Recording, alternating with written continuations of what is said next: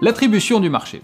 Désormais, les attributions de la commission d'appel d'offres sont explicitées par l'article 1414-2 du CGCT, qui est rédigé comme suit. Pour les marchés publics dont la valeur estimée hors taxe est égale ou supérieure au seuil européen mentionné à l'article 42 de l'ordonnance susmentionnée, à l'exception des marchés publics passés par les établissements publics sociaux ou médico-sociaux, le titulaire est choisi par une commission d'appel d'offres composée conformément aux dispositions de l'article L1411-5. Par conséquent, les procédures relatives au marché dont le montant est inférieur au seuil susmentionné, donc la plupart des procédures adaptées, ne prévoient pas l'intervention de la commission d'appel d'offres.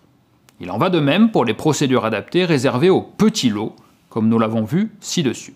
En revanche, et nous sommes sur ce point en désaccord avec la direction des affaires juridiques sur le sujet, cette formulation signifie de notre point de vue que l'attribution des marchés passés en MAPA en application de l'article 28 pour des montants supérieurs au seuil européen est bien du ressort de la commission d'appel d'offres, puisque le critère applicable désormais pour l'intervention de cette dernière est bien un seuil financier et non une procédure. En dehors de ce cas spécifique, les marchés passés en MAPA doivent donc être juridiquement attribués par un organe compétent de l'acheteur public. Pour les collectivités locales et les EPCI, il s'agira de l'assemblée délibérante ou de l'exécutif de la collectivité s'il bénéficie d'une délégation à ce sujet. Par exemple, pour le maire, en application de l'article L2122-22 du CGCT.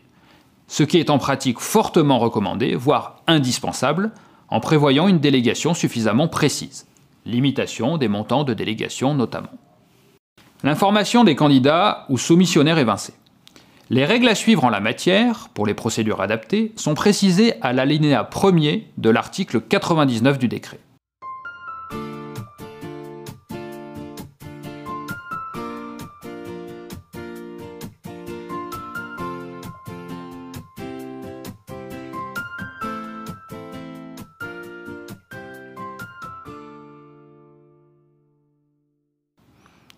Il en résulte en synthèse. Tout d'abord que l'information des candidats ou soumissionnaires évincés est obligatoire dans tous les cas.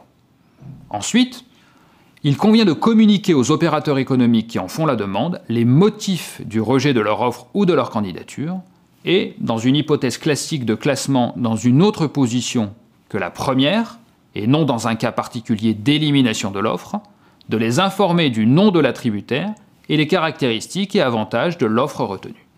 La signature du marché.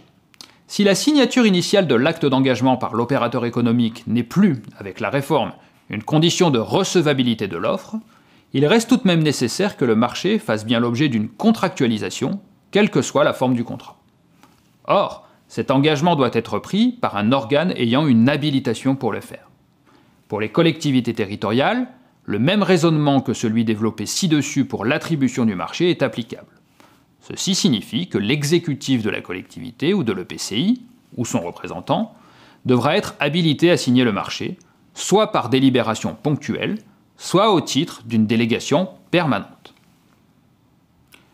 Le délai de suspension de signature de 11 ou 16 jours, prévu à l'article 101 du décret, également appelé délai de standstill, entre l'information des candidats ou soumissionnaires non retenus et la signature du marché, n'est pas applicable aux procédures adaptées.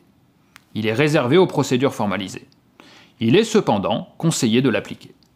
La transmission du marché au contrôle de légalité. Pour les collectivités territoriales et les EPCI, en application des dispositions du CGCT, la transmission du marché est obligatoire pour les contrats égaux ou supérieurs au seuil de 209 000 € hors taxe.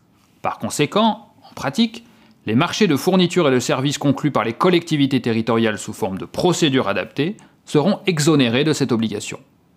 Pour les autres marchés supérieurs à ce montant, par exemple les marchés de travaux supérieurs à 209 000 € hors taxe conclus après une procédure adaptée, ou les marchés de services de l'article 28, conclus selon la même procédure, les pièces à transmettre sont listées à l'article 2131-5 du CGCT.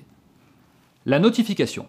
L'article 103 du décret dispose que la notification de tout marché, donc ceux passés sous forme de procédure adaptée compris, doit faire l'objet d'une notification pour prendre effet. Toutefois, la forme de cette notification demeure libre.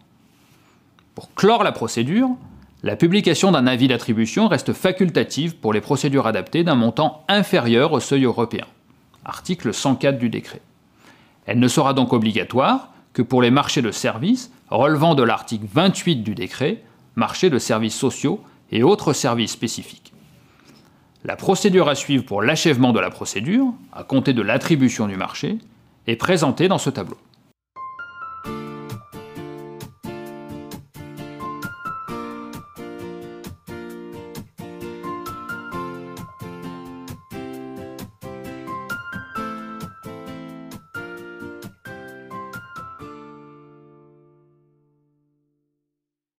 Merci pour votre attention et je vous invite maintenant à suivre la séquence numéro 5 qui concerne les procédures formalisées et qui vous est présentée par Véronique Quéru-Fernandez.